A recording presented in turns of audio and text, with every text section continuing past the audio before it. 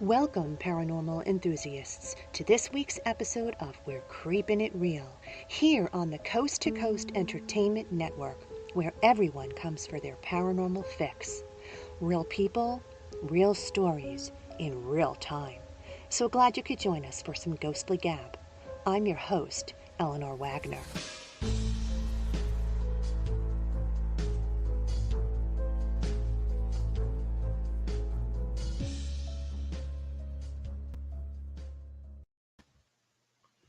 Hi, all. As always, I appreciate you hitting the subscribe tab, follow button, or show app on your podcast of choice. Everybody give a hello shout out to our coast to coast techie, Chris Mabry. He'll be working hard tonight to help us run smoothly. I've got some great news. Coast to Coast Entertainment Network is now on Amazon. That's right. If you, as a listener, have this wonderful app, you can watch all Coast to Coast's live programming directly from the app. And you can even go back and watch previous episodes. If you don't already have the app, I suggest you go and get it. But wait until after tonight's show because you don't want to miss what I have in store for you. I'm so excited to introduce today's guests. They're paranormal investigators from the Gonyak Paranormal Team in Edgewater, New Jersey. Ron, the Yak Man Yacobetti, and Lourdes Gonzalez. Thanks for joining me on the show tonight. So nice to finally meet you both. Hi, thank you for having us on. Yes, thank you very much. We were looking forward to this. I was looking back on a little bit of your background, and I noticed that you guys recently did an investigation at the Sterling Hill Mines in Ogdensburg, New Jersey. Yeah. That was actually the very first investigation I did with my team back in 2019. The first Lady Ghostbuster investigation was held there. Oh, wow. Cool. It's a cool place. Yeah, it really is. We caught a really interesting piece of evidence in a really peculiar setup or situation at that place. It was a proving ground thing. We'll talk about it when we get to evidence stuff later, but it was really cool. Yeah, pretty awesome. We got such good evidence that night too. I mean, we did the grounds as well as the mines themselves. We were in there for about 6 hours, and we got like a white smoky mist on camera from different angles, and I ended up taking the best footage from that investigation and sending it into Paranormal Caught on Camera, and they liked it, and they did a feature of us on one of their shows. So it was exciting. Oh, that's cool. Yeah. I see that you work with high-tech electronic equipment on your investigations. How did you get involved with this sort of equipment, and can you explain what it is and how it works? Yeah, we so it's funny, we use an element of, I guess, what you would consider high tech, but the method of what we do is actually rooted in a European methodology, which is very low tech compared to what most folks would know. We do ITC, which is instrumental transcommunication, which is a form of radiophony, using radios to communicate. And most folks in the ghost hunting community, especially domestically, are most familiar with the spirit box or the ghost boxes originating from Frank Sumption's Frank's box. What we do is called direct radio voice. It predates all of those devices. It was born out of EVP research in Europe, where they just used an empty white noise frequency to give audio support to EVP. And then the vocals and the responses started telling them that they would come through the radios. And then sure enough, that's what it was. So there's no broadcast. It's not sweeping. It's just literally a long, short, medium wave AM empty white noise channel.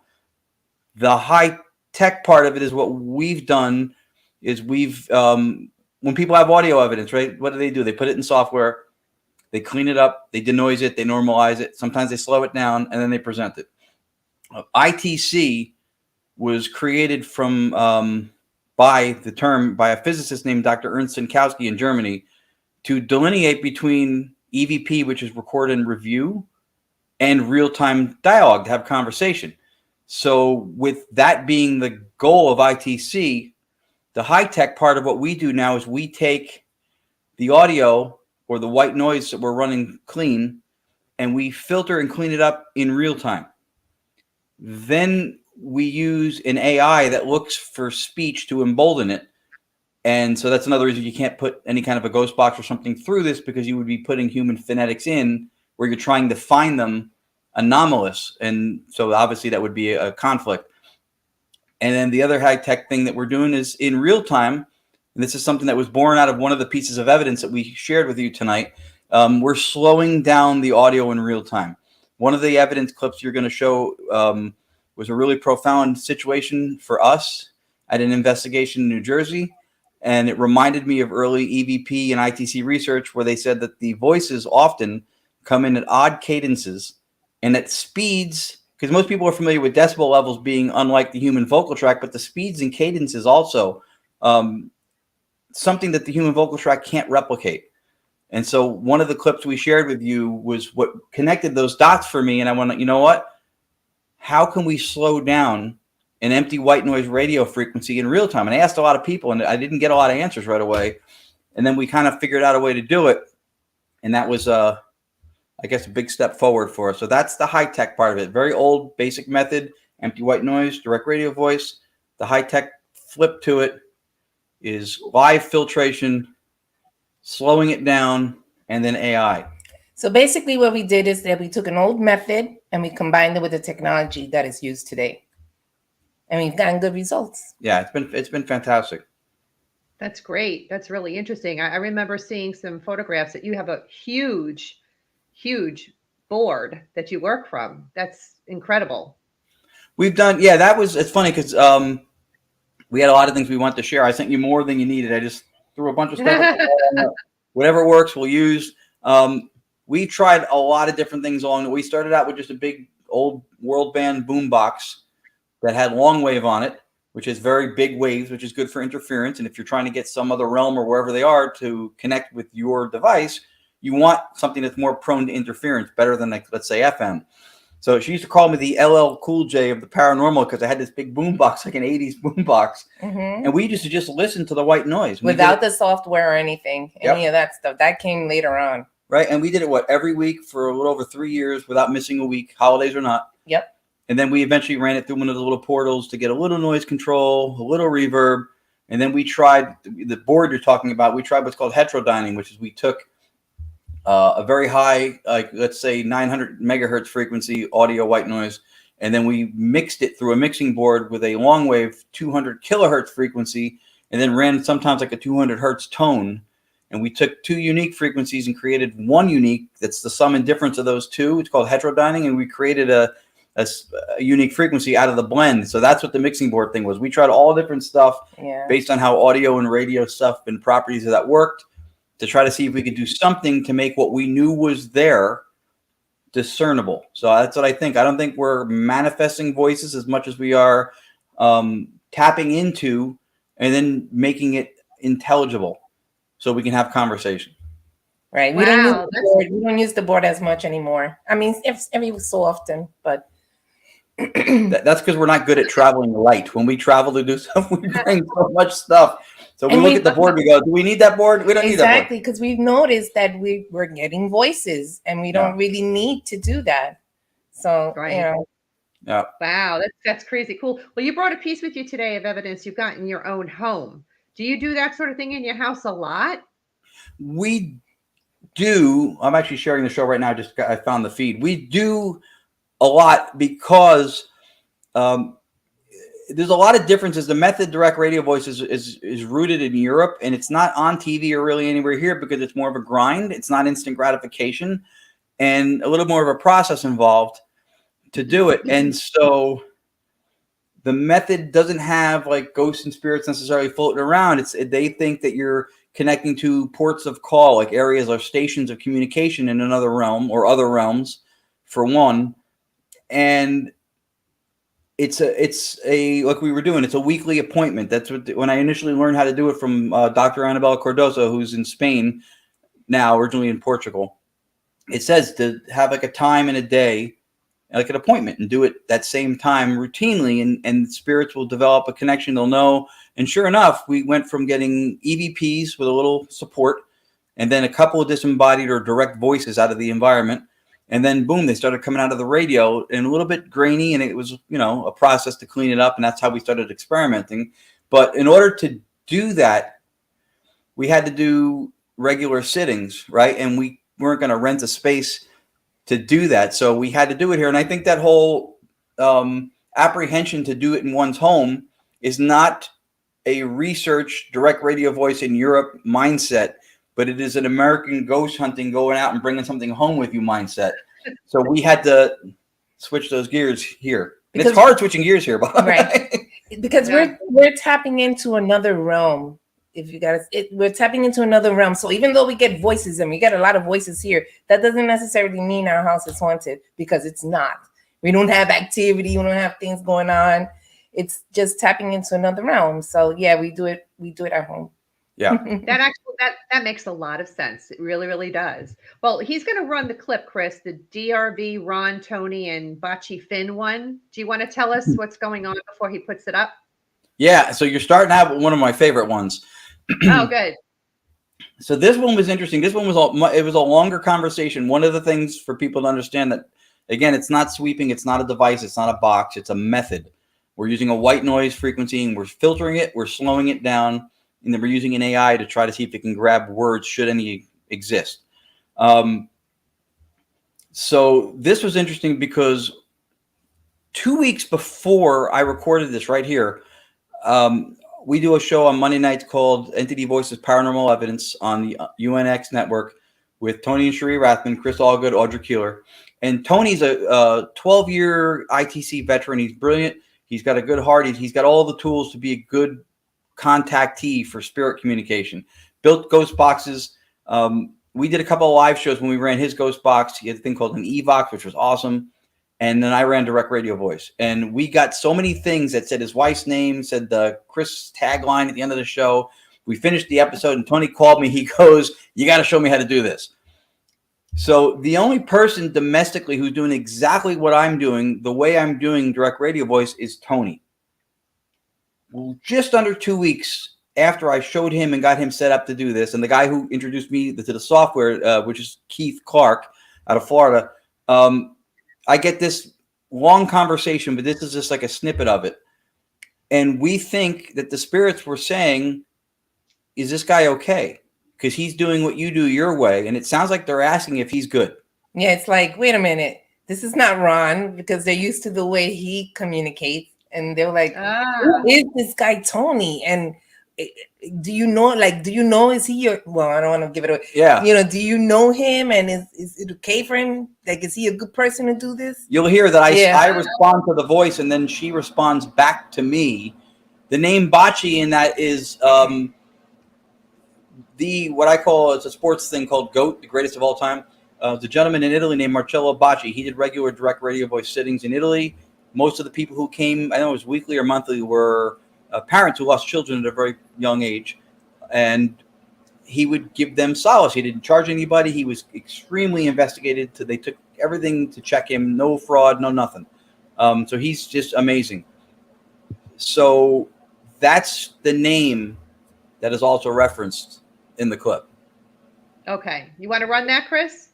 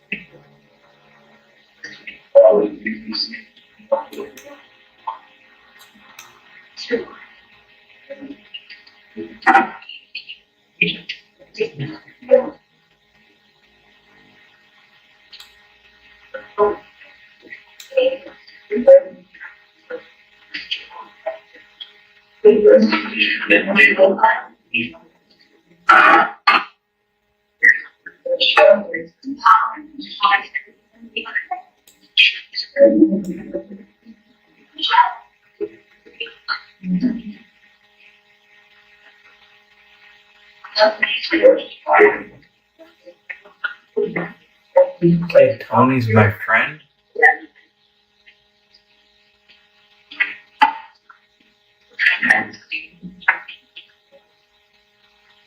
I would agree.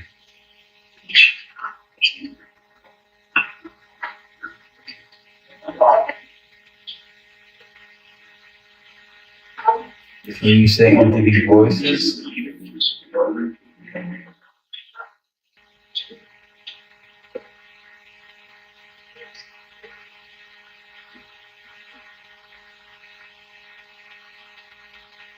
You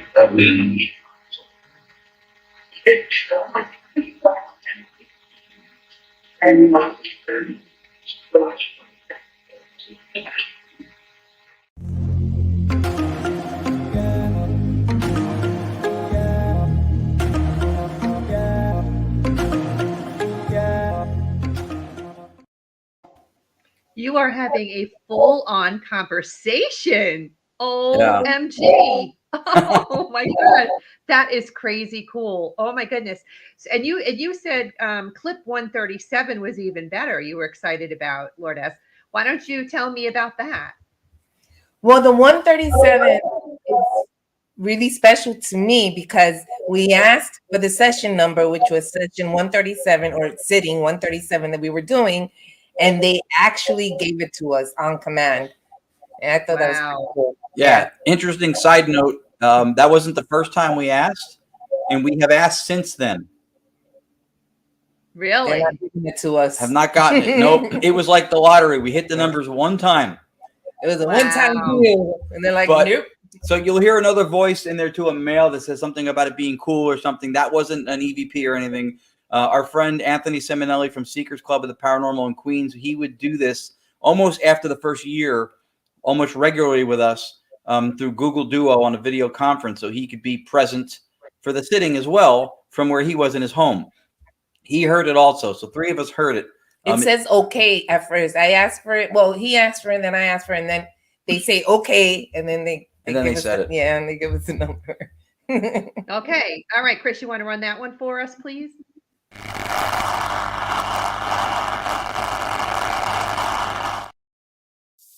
If you can hear us, can you say log 137?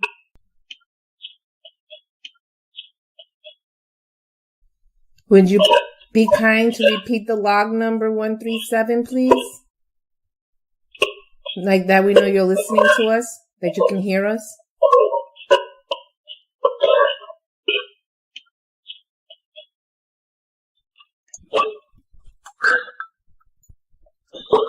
Yes! We said it. 137 in a row. Thank you very much. Thank you. Thank you. That was very clear.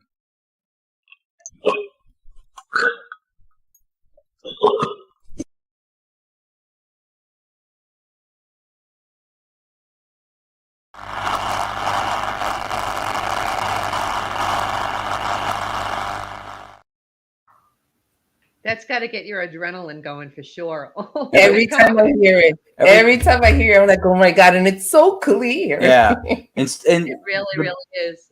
And I love one of the things I love about that piece is that for us, when you get something that meets the standard of timing and relevance, I don't care what level of skepticism you possess, the odds are beyond astronomical that the number you asked for at the time you asked for it, in the order we asked, for it came through. And we're not using a box that's sweeping through broadcast, so that's pure white noise. So if that's a radio station that came through our empty channel at the time we asked for it, we need to know when they're giving away cash and prizes. Our luck is unbelievable. Timing and relevance that's the governing thing for us when we get anything on audio. Timing and relevance. It doesn't mean if a voice comes through the box and says yogurt, it doesn't mean it's not a paranormal voice. It's not a spirit. It doesn't mean it isn't. But when you are eating one of those and then you say, "What am I eating?" and you get that, that's a response, not just a voice. That's timing and relevance. Intelligent response. Yeah. Yep. Wow. Well, you guys did an investigation in the Kreischer Mansion in Staten Island, New York. I have a picture I'm going to show the audience of the mansion. Picture credit to the Kreischer Mansion website. Yeah, it's beautiful. This gorgeous historical gem was built by German brickmaking immigrant Balthasar Kreischer around 1885 for his son Charles. Tidbit of information: he built another one for his son Edward, but this one didn't survive. Ironically enough, this is the son who committed suicide, and it's believed that his spirit haunts the grounds. The mansion was also the scene of a grisly 2005 murder of a Bonanno crime family associate. Did you guys happen to connect with the spirit of Edward or Charles while you were there? We're not sure if it was the crime family. We're not able to talk about that at this present time due to extenuating circumstances. No, I don't know. I mean, I gotcha.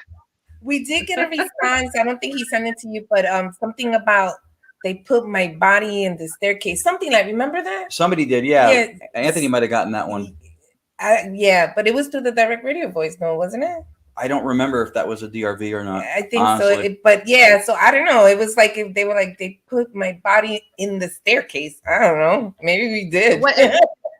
What about the sons, the Kreischer sons? Did you connect with either of them, especially the one that committed suicide, Edward?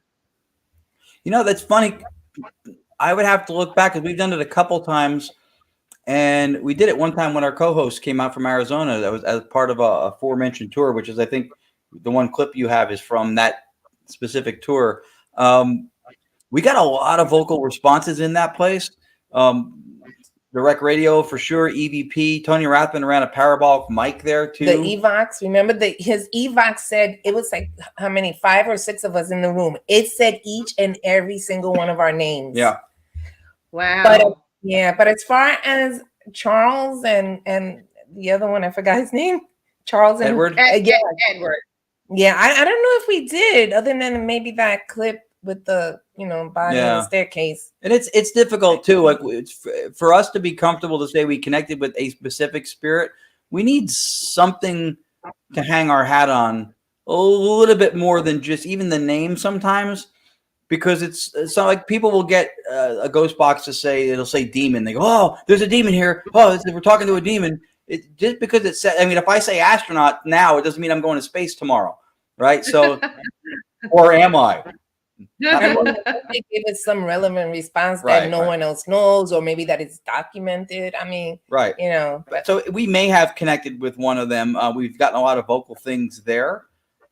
I mean, they may have been the one that said our names. I mean, I don't know. True. Well, the clip that you brought with you, the aforementioned tour, Bring April, Go to the BM. Why don't you tell us about that? That one. So our friend Intuitive April, the psychic housewife of New Jersey, who's very talented, was with us that night. And one of Anthony Simonelli's teammates, Giuseppe Caradonna, was with me. We had split into different groups, and he loves the direct radio voice. So he and I were just in the bar on the second floor, and we were just running it and recording it just in case. We weren't even asking a lot of questions at that point, if any. I think you were in the other room doing something. No, we were in that room. Were you? We were in that room because what happened was that he heard basement. Just basement. And I thought I had heard April. Okay. And he goes, you got to stop it and play the recording back. We can't wait until like a week goes by. Like we have to hear this. And we played it back. And sure enough, April was with us and somebody came through the device and wanted her in the basement. Yep. Which did not make her at the moment. And you said you've done this building, this mansion several times, not just once before? Like probably three times. Like 3 times. We did it once a few years back, and then we did it again more recently. We did it 2 more times. 2 more times. Yeah. It's fascinating. It's really difficult. I like to go. Sorry, go ahead. No, it's difficult to do it in the extreme season sometimes. The last time we were there was the winter. It's freezing. And some of the windows, like on the second floor, were not what you call weatherproofed. Oh, okay. And it was freezing. And the first 2 times we did it, we weren't even doing direct radio voice yet. At least the first time we weren't. That's true. The very first time we weren't doing it back then. No, it was more than 4 years ago. Yeah, it was quite some time. I have an investigation coming up in a month. Actually, no, November in Penhurst, and I hope it's not really cold. I'm going to be dressing for the cold weather just in case. But yeah, cool. It's a very cool place.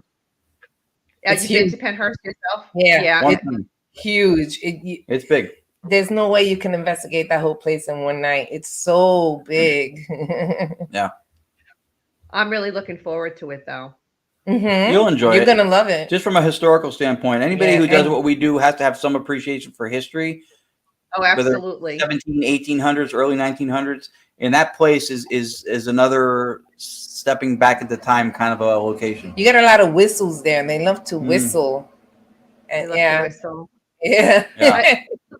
I love historical buildings and just the whole background of it. When I'm writing my books, that's what I do too. I write about the history of the towns and then the history of the location if I have it. And the people love that because there's so much they don't know about, So I get that. Well, let's let him run that clip, that 4-mansion tour clip for everybody that you were just talking to me about.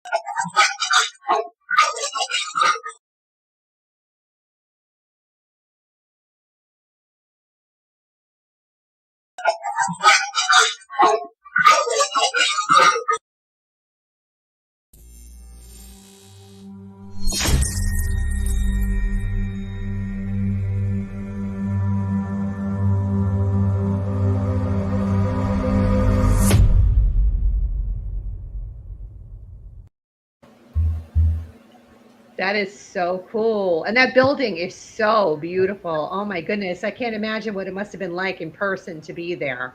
It's Yeah. gorgeous. In the sitting area or the living room, whatever you call it, they have this mirror that's in the wall, and it has this beautiful gold frame. Oh my God, it's just gorgeous. Yeah, it's really ornate. You would you would like it. Matter of fact, we could with the tin ceilings. Yep, too. we'll keep you posted because I know that Anthony Simonelli was looking to set up something else back there again.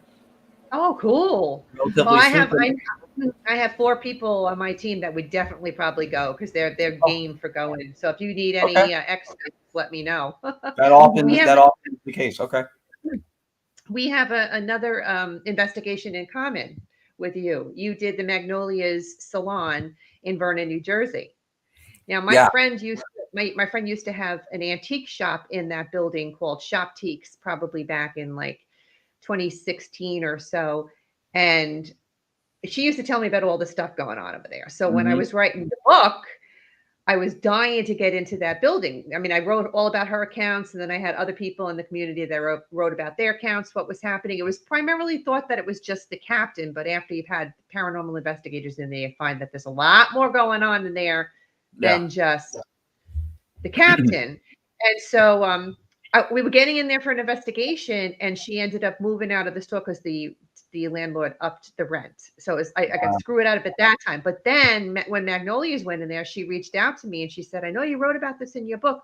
Would you like to have your team come in? And so we jumped at the chance of getting in there.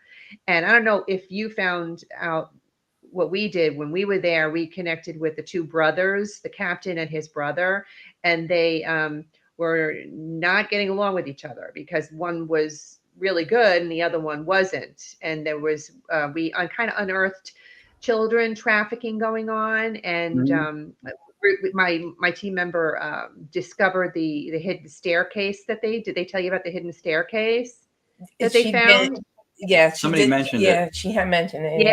Yeah. And then when we went up to the top of that staircase, they actually found the door where the kids scratched their names in it and everything, which was really, really cool. Sad at the same time, but really, really intense. So I'm really curious to know what you guys found out when you were there, if it matches up with anything that we had unearthed at all. But she did tell us about all that stuff, and we had a medium with us. What is Lee Gabarczyk? Yes. And what was interesting for me was when you walk in through the doorway to go to the main area, as soon as I crossed the threshold, I felt this, I don't know, something, an energy or whatever. And I'm like, what the heck was that? And then later on in the night, when he was reading the place, and he went right to the spot where I felt that. And he goes, without knowing anything that I felt, I just told him, he said, there's a portal here. And I was like, oh, maybe that's why I felt that. Like, it was just like, I felt, I don't know, like a surge of energy just going through. And I was like, what the heck was that? Yeah. So, but she did tell us about the kids. And did we get captain that day? I think we did. We did on the 3rd floor. We ran a phonetic box. It just randomizes phonemes and allophones of vocal fragments called an Orion Talker made by Katie Holte. And we ran a couple of ghost boxes thing with Lee on the 3rd floor. The one ghost box thing went berserk. It sounded like all these foreign sounds and frequencies were coming in. It didn't sound like it was sweeping normally. Lee thought it was extraterrestrial coming through, which was an interesting theory. Okay. And a lot of that with the captain, and that was on the third floor. That location, we were brought in by Richard Michelle from New Jersey Paranormal Project, Yeah. who Yep. we never admit it in public. We love him. He's a great guy. I'll never say it in public. I don't want anybody to know. This is between us. I love Richie. Secret. Yeah, big I secret. love He's awesome. So he brought us into that. So two things are interesting for me, and I love that you're playing this now after the last one. The last one from Kreischer, Bring April, Go to the Basement. The second time it repeats on that clip, you notice that I slowed it down. At that point, I was not yet slowing direct radio voice down in the moment. I didn't know how to do it. The thought hadn't occurred to me. The one you're going to play next from that place in Vernon, that was the moment when I realized the pioneers of EVP and ITC talking about the speeds the vocal stuff come in. The human vocal tract can't replicate that. When you listen to this clip, I sound drunk because it's 50% slowed down. The voices, which I believe was my grandmother, whose name was Lucy, and my mother, who passed away in 2019. I believe it was them. I don't have the ability to beyond a shadow of a doubt prove it, but sometimes we go with what we feel when we get certain things. Absolutely. And so that for me was the impetus to slow it down in real time. When I started asking, I asked a lot of ghost box builders, how do you slow down a radio in real time? And nobody really had a clean, easy answer to it. Eventually we found a way to do it. It was because of that night. And the other thing that it's interesting for me is that the two people who I believe came through were not part of that normal environment. And at the moment, I don't know where Lourdes was, but everybody was kind of walking through the location, getting a feel for it. We hadn't just started yet, and they were walking on the top floor. I was running the radio just to establish what's called a connection bridge so the spirits could find it, know what we were going to do with it. And I was just, and because I've messed up before, I record even when I'm testing and setting up. That's when this came in. So I was alone in the room. And then after you play it, there's something I like to address too that speaks to the consciousness level of the contact, because there was something I said without knowing, without having heard anything. All I heard, and then I'll be quiet. All I heard was when it says on, it actually says my name. I thought it said on, and that's what I responded to. The rest of it, I did not hear. That one word, and he didn't even hear it completely. Yep. Yeah. Wow. That's how fast it came in. That's the point. Yeah. That's how quickly it came in. Yeah. And I'll speak on that too after the clip too. Yeah, I'll speak on that after the clip too, because that's really an important part as far as it being an anomalous voice. Okay, Chris, you want to run that clip? It's called the DRV Mom and Lucy Connecting.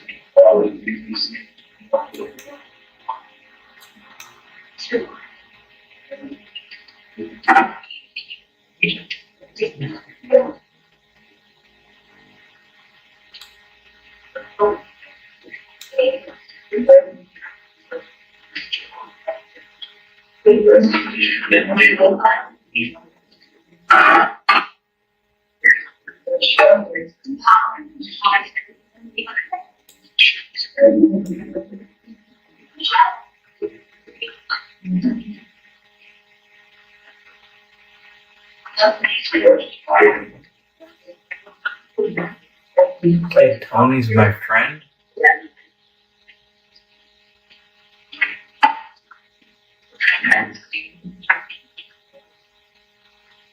I would agree.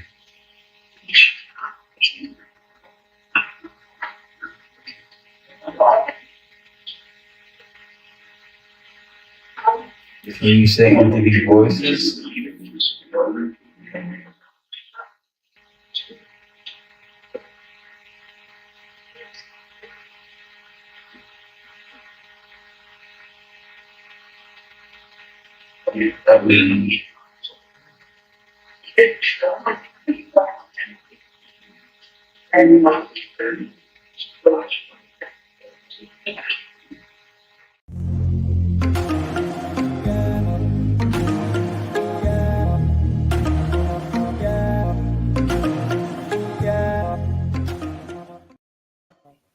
I think we ran the wrong one. Yeah. DRE, Mom, and Lucy was the one, Chris. I was going, wait a second, this is the one I watched before. Yeah. It Sorry is one about of our that, guys. favorites. No, It's fine. It happens. It's one of our favorites. Okay, you know which one it is now, Chris? I thought I had it up. Maybe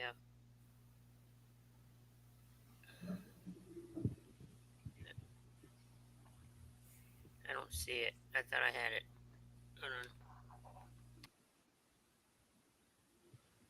Hold on. You wouldn't be able to share. You wanted to speak to something about it, Lourdes, or you want to talk about it before Sure. he runs the clip? Well, my point is, like he said, he sounds drunk in the clip. And what I wanted to say, I'm a court reporter by trade. That's what I do. And when people speak very fast, they can't speak and sound pronounced. Like their words won't sound, they'll slur on their words. And what's really interesting about this clip, he sounds slurred and drunk. Meanwhile, their voices are super, super clear. It's crisp and clear. The emphasis, the pronunciation of every sound is as clear as I'm speaking now. And that's at a speed that I couldn't have detected it with the best ear. So I tell people, I don't care if you're an auctioneer on cocaine, you can't pronounce words that fast and clear. You just can't. Yeah. So that was my point on that, because it's just amazing how fast that came in. And if it wasn't because he slowed it down, we wouldn't have heard it because it was that fast. Yeah, that for me was a wake-up call. It tied back to the early research, and then it also made me realize how much real-time dialogue are we losing out on. We're missing out because on it's just going past our heads at a speed that we can't fathom grasping. We can't detect it that fast, let alone if it's at certain hertz levels, whatever, maybe that's more pertinent, let's say, to a female or a male, or you lose higher frequency hearing as you get over the age of 50. And that's what said you when you said that. Well, that's just because he can't hear. What? So there's factors involved. We need every advantage we can get, right? This is not a line of sight contact like cell phone to cell phone. So when I realized that there's possibly several instances when there's things coming in and it's just coming in at speeds that we can't grasp, I have theories on how I think that even happens to begin with, one of which we kind of came to a conclusion of at the Sterling Mine in New Jersey. But yeah, this specific clip was a wake-up call moment for me, and that's when I started slowing it down. So you discovered it in that moment by replaying it and listening to it? It wasn't like you had to listen to it later on. You caught it in that moment, and it was just kind of like an aha, oh my goodness kind of thing. Actually, it was an aha after the moment, because when I did it afterwards, I realized that it happened in the moment, but I had no chance of hearing it in the moment, because for it to be that normal paced at 50%, at 100% normal speed, it had to be like lightning. So he thought he only heard the word on, and that's because he was relating it to what he was doing, which was he was setting it up and connecting, to establish the connection. So he was actually setting up, and what was Ron, he thought said on. Mm-hmm. And then there's a couple of sentences in there that he didn't hear. Wow. What's up, Chris? I don't see it. Can't find it? No. Did you get the email with all of the clips in it? Yeah. And it's not in there, huh? Mm-mm. Check in the messenger, because I sent it on the messenger. Maybe. Now, when you've written your books, because you've written several books, Ron. Two of them? I have a third one in the works. Okay, I thought that there was another one. Okay, when is that one due out? The third one probably will be out in the spring. Oh, okay. Because of the publishing company Beyond the Fray, they're awesome, and they've got a lot of stuff going on, and so I was cranking away at it, and the third book is called the Digital Seance Initiative, which is what we're doing October 7th at the Pine Bush UFO Paranormal Museum. It's the second time we launched the Digital Seance Initiative there, And the whole concept in a nutshell is direct radio voice, like Marcello Bacci did it in Italy, like a formal sitting, but with the formality and focus and control of an actual seance, with that unified morphic resonance collective consciousness of everybody in the room to maximize contact. And the radio, the digital device, that's the medium. So that's where the idea of digital seance came from. We're doing it at the Massachusetts Paracon in the beginning of November. We did it at the Shanley Hotel a couple of times already. Every time we've done it, we've had really, really remarkable stuff. People have gone home. We did it at the New Jersey Para-Unity Expo. And I encouraged people to put their recorders or their phones by the speaker and record. And I had a few people. One girl sent me a message on Facebook the next day that they listened to it on the Bluetooth speaker in the car when they left the expo. And her brother-in-law passed away less than a year ago in a motorcycle accident, and he was on there saying his name. And she sent me the clip, and sure enough, it was on there. I love doing it because, especially when people who have had loved ones that have passed either a long time ago or early, recently, and they need to hear that person's voice. And there's been at least 4 people that we've touched their lives by doing this method. Like really, like this young girl with her grandmother in Pennsylvania. Richard, and it was his grandmother, right? Richard's grandmother came through to him at a residential investigation we did in New Jersey. Another dear friend of ours whose son died in an accident. And who was the other person? There was someone else. But and the girl at the expo.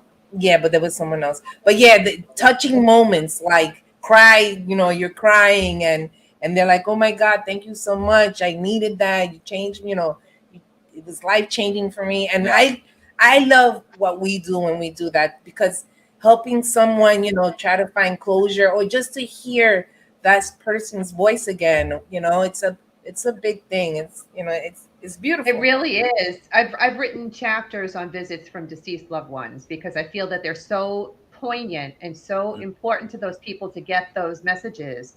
And I've said to people plenty of times before too, if you feel like somebody's come to you, okay, because you have this wonderful audio that can bring messages in, while others will just get them in visitations.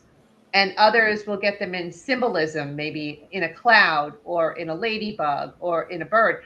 I tell them, don't let anybody call you crazy, because if in your heart you get that message, that's my mother sending me that bird, then that bird is your mother sending you that message. And I believe that. I believe that. In a dream, also they'll send you messages in dreams. I truly believe that. Or, the synchronicity with numbers, like a certain number, and it happens at a certain time, and you're like, that number has meaning and it's happening in something that's happening in your life right now. That's a message. I feel like those are messages. It absolutely is.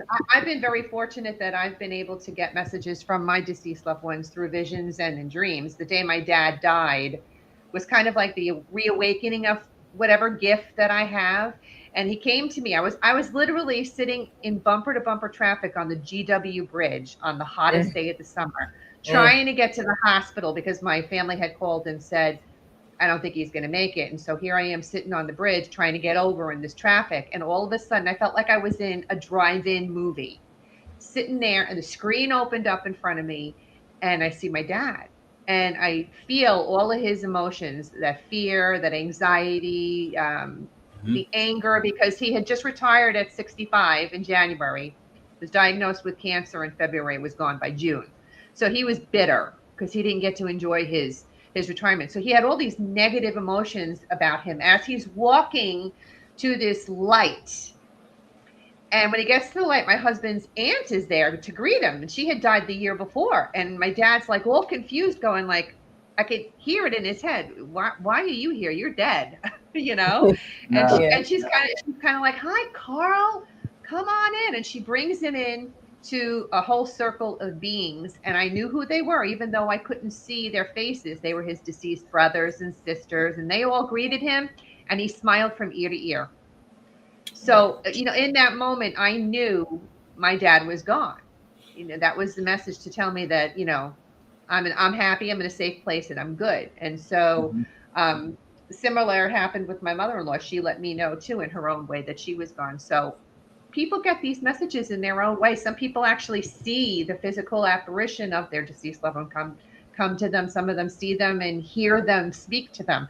So whatever it is, it's just so wonderful to have that message and that faith that there's something out there that we have to look forward to, and that we'll be with our loved ones again, and that they're always with us no matter what.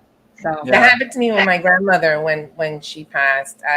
I got up, I was eating ice cream, and the curtain. I lived in a basement apartment with no windows. I was young. It was one of my first apartments, and so, but I still had curtains to make appearance of a window, So I had curtains of these and one by one, it wasn't even like one by one. This one went up, and then this one went up, and then the last one went up. And I thought that was strange, but I really didn't think anything about it. And then I noticed the time, 4:14 in the morning. At 4:14, April 14th is my birthday. So I'm like, oh, my birthday, because I always think that. So then I go to bed, and then in the morning, early in the morning, my brother rings the doorbell. I go, I'm like, oh, who's this? And I open the door, and I see his eyes are bloodshot. I knew right away. So then he tells me that Abuelita died, and I was like, okay. So anyway, fast forward, and I'm with my mom, and she's reading her death certificate, and in the death certificate it says the time of death 4:14. See that? Yeah. You know what? That is so crazy, Lourdes, because that's something that happened with my mother-in-law. My mother-in-law, she was always the one that really kind of believed in getting these signs. And when she was alive, she had said to me, if I can come and let you know, I'm going to do it. And she was in hospice and died in my home.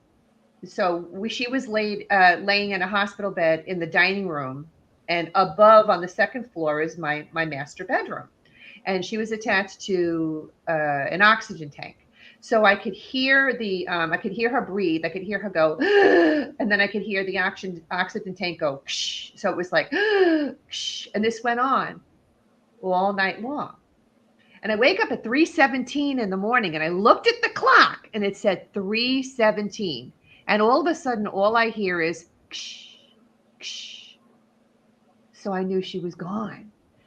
And I'm going, okay, I got to remember this. Am I going to get up now? I'm going to wake up Steve and tell him. And I'm like, no, I'm just going to wait until the morning and have my husband and his sister find out then.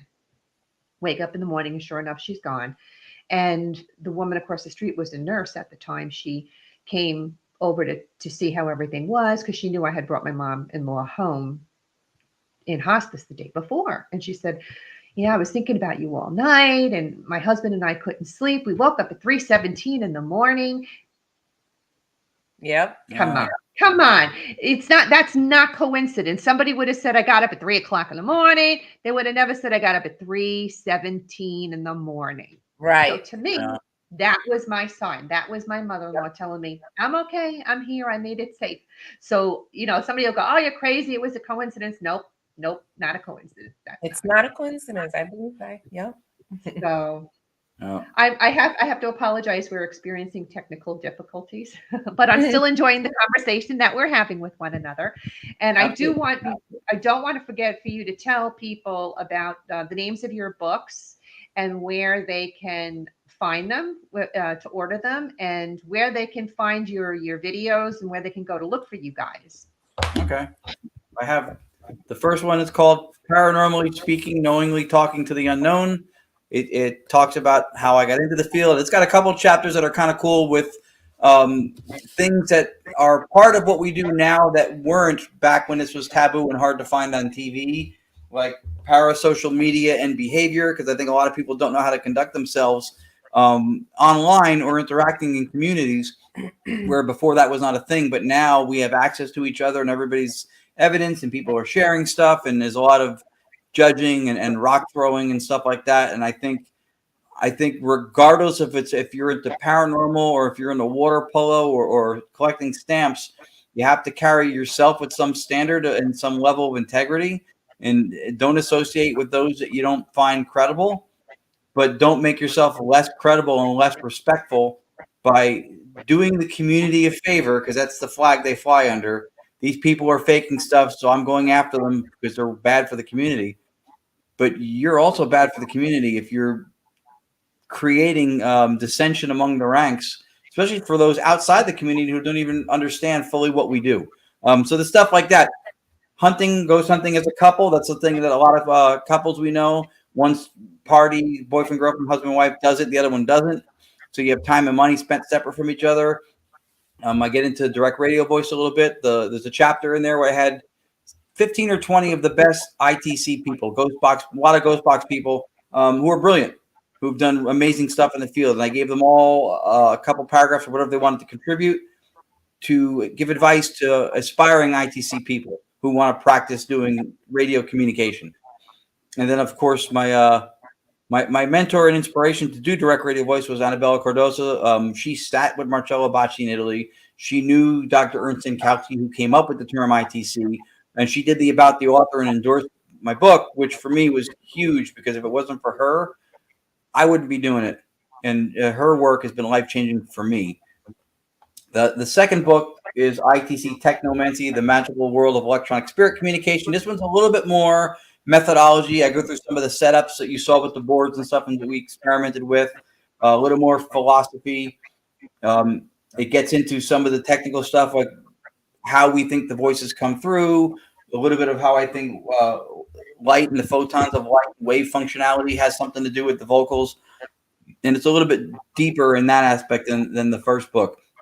The third one's going to be some of the stuff we were talking about. It's a little bit of methodology and fusion of seance and direct radio voice, but a lot of those profound, touching stories I'm putting in the third book because that was what made Marcello Bacci amazing, was he provided that solace and that connection for so many people and asked nothing for it.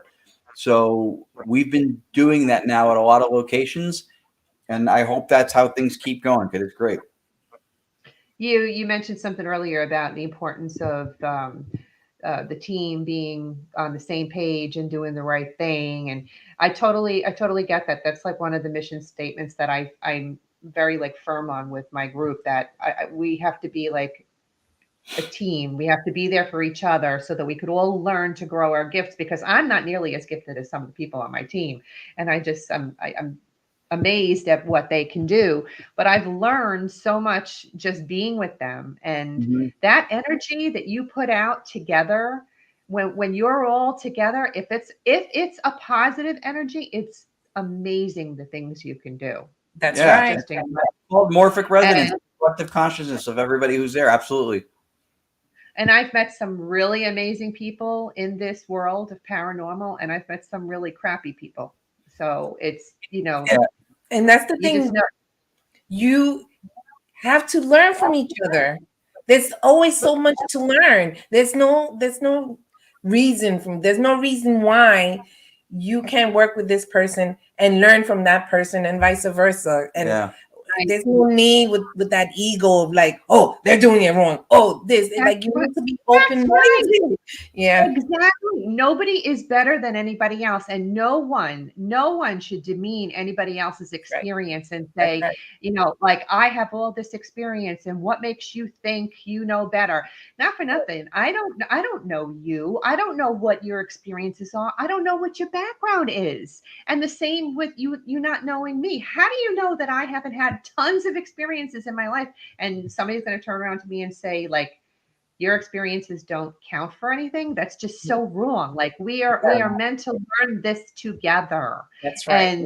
But for the betterment of everything, just to really be able to connect and help. And my number one thing is the spirit, acknowledging them and trying to help them get their message through. So we've both been on teams that were like that before. So there's a chapter specifically about that. It's called Go Team. No, really, go. It's not working out. I like that. That's how it is. We've both been in that situation. It's how to function on a team and how to know when, just like any relationship, if it's not working, you got to split apart. You got to leave it, and you got to find something that's harmonious and synchronous for you. That's right. I mean, the Lady Ghostbusters team has been through its ups and downs too over the years, but we've kind of like now have a group that we feel like we're family. Like, That's the way it We, should we, be. we really, really do. If there's no like envy or personality, you know what I'm talking about. There's Yeah. none of that. Everybody's very supportive of each other and have each other's back and try to do whatever we can to help the team to And guess grow. what? And people should know this. If you're surrounded by negative energy, that's what you're going to receive, negative energy. Even and Exactly. in emotions and in your own life, that's what you will attract. So Exactly. Right. So that's why we stay away from the negativity, right? yep. Yeah, a lot of the people So who talk against the negativity are the ones who bring it out. I know. A lot of the times, it's doth protest too much. it's very true, and I get a knot in my stomach with that stuff. I just can't. I'm too old for confrontation. I don't need it. I don't need the paranormal drama. Seriously. Yeah.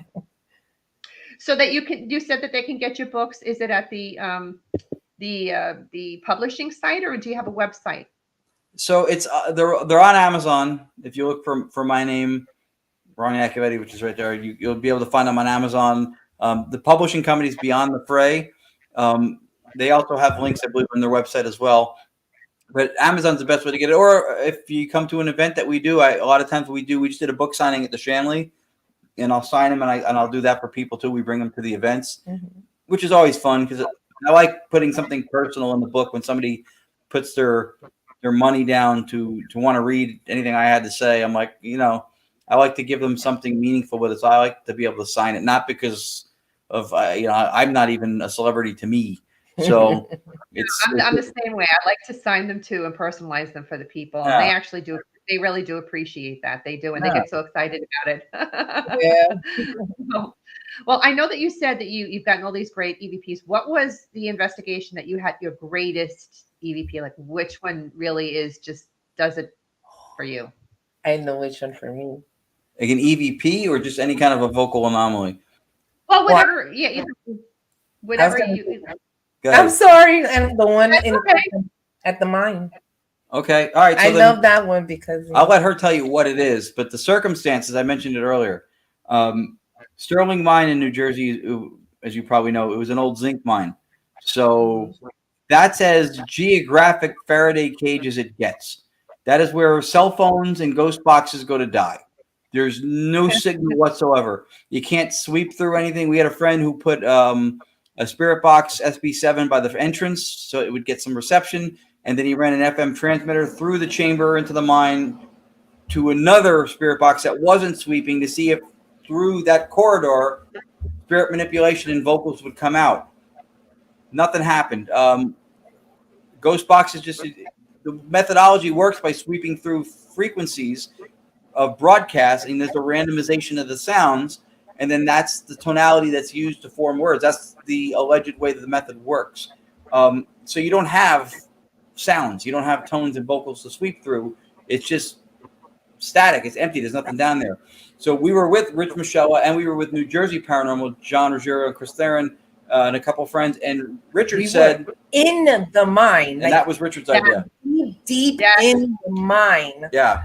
I could send you a picture of it. I have a whole table set up. I'm plugged into a little power generator. I got the computer down. I saw it. I saw that picture. It's great. No. Okay. So we were we're in the depth of the mine. There's no signal. I'm running a shortwave radio on white noise. There's this beautiful spring there. Nothing going on. There's no vocals. And I always, when we do events, I always play the white noise so people could hear it. Because if there was a broadcast bleeding through, coming in on that carrier wave, you'd hear it. So it's empty. It's completely dead. There's nothing. It's just the whitest white noises. So we started running direct radio voice and asking questions, and we were getting responses. It said Richard's name. We got a bunch of stuff. It was cursing and all that. It was cursing. But then the one that she wants to tell you, which is her crowning moment from that, which was really cool. Because it was my birthday weekend. And recently, I went there on my birthday too. That is so funny. That is so crazy. I planned my investigation there on my birthday too. That's so crazy cool. Okay, so, go ahead. Well, they invited us, and it just happened to be my birthday weekend. And recently, we had worked with Johnny Zaffis, and we hit it off really well. I mean, we knew him from before, but we have really hit it off. And so he was on my mind, and I know that he's friends with John and Chris, and he likes to pop in on investigations. So I was hoping, since it was my birthday weekend, that he would pop in, because I love him. So, I was thinking about him, but at the moment when we got this, I wasn't. That, we were in the investigation or whatever, and the clearest thing that came out of that direct radio voice was Johnny Zaffis. And I was like, what? Because I was like, did they do that to make me happy because it was my birthday? So it was so amazing to me, because we were so deep in the mine. Yeah, and how the heck did we get his name so clear? I mean, it was so clear. I had asked for John Rogerio's name because John runs the tours there. I said, let's see if I can get something for him. I said, can you say his name? He's here all the time, blah, blah, blah. And then the radio goes, Johnny Zaffis. And she was like, what? What is it? Crazy. So that's one of my favorites because of the whole thing, the circumstances. It was my birthday. Yeah. We were deep inside the mine. And then we got his name that I was hoping that he would pop in. And he didn't. That was fine. He didn't pop in. But then I guess it was like all right, he didn't come in, but we'll give you his name. And I know that will make you happy. Yeah. So he does pop in sometimes too. We had done the Shanley Hotel with him, Sam Baltrusis, a bunch of friends, like a group of 12 of us, Robert and Sandra Bandoff from Barefoot Paranormal. And we ran direct radio voice. And it was the first time Johnny heard it. And there was a woman coming through saying stuff to him, pleading for help, all this stuff. And he kept going, are you hearing this? Is anybody hearing this? Who's hearing? Are you hearing this? He was flipping out. So he goes, in my whole career, he goes, I've never heard anything like this. And then, so Anthony Seminelli is teasing me the whole rest of the week. He's going, you freaked out a demonologist. Well, I didn't do anything. They spoke to him. Through our method, they spoke to him. But he was like, I've never seen anything like that. He was wigging out. Wow. When you guys were at the mines, did you get any negative feelings? Because we didn't. Our team got just all positive brotherhood, being there for their team. That's what we felt when we were there. I had one experience, and I'm going to say that it was negative, only because the one place that scared me was Hinsdale House. And the reason why it scared me was because I felt like this rush of energy, and it was rushing towards me. And I got scared and I ran downstairs, and I felt like that energy was trying to get into me, jump into me. So at the mine, I actually had that same experience, but this time it came from the back. And I was walking with Chris Erin, and I was walking with her, and we're both walking and we're both talking. And I feel it before she says anything. I feel it coming. And in my head, I say to myself, not this time. I'm not running. This is not happening. I'm not scared of you. I was thinking this in my head. So then as it gets closer, because then as I felt it, then I started hearing it. And then when it got really close, then she goes, do you hear that? And I was like, yeah, I hear it, because I heard it from before. And so I kind of felt when it stopped. And then when we both turned around, I could feel it was no longer there. And then after, whatever seconds passed, then you can hear it. It was way in the distance. So gotcha. I think that it may have been something negative, because it kind of felt similar to Hinsdale. So, yeah. But other than that, no, because, we got Johnny Zaffis, and that made me happy. So. Did you guys get to investigate the office buildings and all that as well? Or did you just do the mines? No, we just did the mine. Yeah, we've stayed in the mine for the most part. Yeah. Yeah. Because their outer buildings where their offices are, they are crazy haunted as well. And we did those. Yeah, they had a lot of stuff going on in there too. I heard very great. I would love to go back there again. I loved it there. I really did. And the crystallized rocks. Oh my God, they're beautiful. The rocks. I know. Oh my God, and the spring that's there. Oh my God. It was really pretty, but that was a proving ground for us, because it leveled up what we do, because when you're blocked from all possible signal on an empty white noise channel, you can't even say that you might be getting radio and hearing sounds of artifacts, whatever, and artifacts of sound. There's nothing there. It was just completely silent. But I think that they connect through it in other ways. I think it happens on a quantum level, because it doesn't need to come in like a traditional radio signal would. In that aspect, if it was like something like quantum tunneling, it's very, very, it's a finer matter. I think it's able to permeate a spot like that and not be subjected to what normal laws or rules of physics would say with RF signal trying to get into something like that, because we got voices and we should not have. Right. It's too bad Chris didn't find the one with his mom, because that one is really touching too. He never found it, right? There's never enough time either. An hour goes by so quickly. So I'm going to definitely have you guys. I'm going to have you guys back on again, because this was really great and I really enjoyed it. And I just love this whole new concept of getting these voices and having these conversations. It's amazing. So I really do thank you though for coming and spending the hour with me. I do appreciate it, and promise me you'll come back again. Yes, we'll definitely come back. This was fun. This was really fun. Definitely. And that clip, if anybody's interested in seeing it, they can reach out to us on Facebook, whatever, or I can make it available to you. It's on our YouTube channel, which is Gonyak. Wait, it says back here, Gonyak Parent, which is Gonzalez and Yacovetti. It was my email address. Yeah, she came up with it for an email. Cute, couple cute, right? It's great. I love it.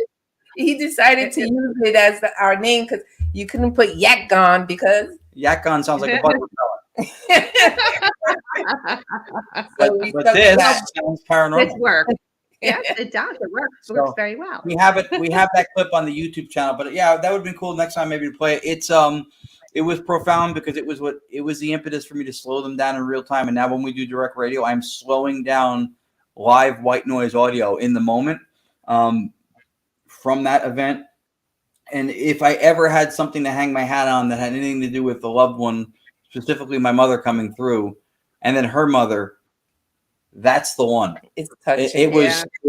It sounds like this gentle, loving, soft female voice. That's why it hits my heart every single time when I hear it. The way she says his name, there's a lot of emotion in there. It's just so like, every time I hear it. I love that. I really do. Yeah, I thought you would. Thank you for telling everybody they can listen to it. That you'll get it to them. That's great.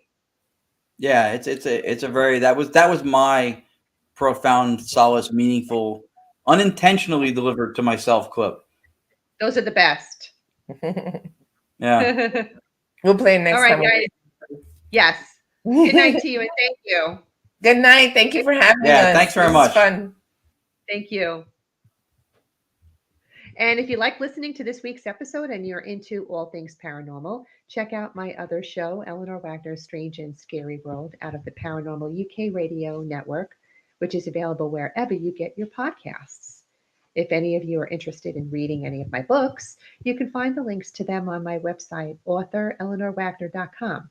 I write about the history of the town and location, add the paranormal story to the mix, and finish it all off with photos and evidence. And if you're looking for some protection from ghostly attachments, the Lady Ghostbuster Unisex Bracelet is the perfect thing. This gorgeous protective gemstone bracelet with sterling silver ghost charm is the perfect fix.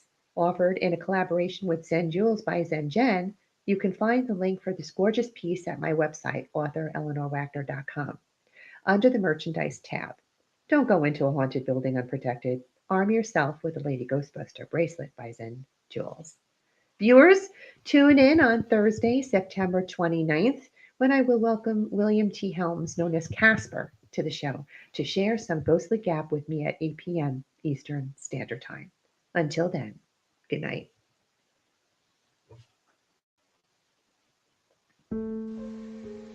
I hope you've enjoyed this little journey down my own personal nightmare alley. If you're one of those people who experiences the paranormal and has stories of your own you've been filing away over the years, I want to hear about them. And if you're a part of a paranormal investigative team, even better. I'd love to have you on my show. Got a questionable photo? Send it in. Would love to have an open discussion here amongst the professionals. Reach out to me at authoreleanorwagner@gmail.com. Enjoy our soundtrack music, Headless Horseman by Alexander Nakarada, promoted by freestockmusic.com. And remember, no ghost story is better than a real-life ghost story. Until we meet again, make sure you're creeping it real.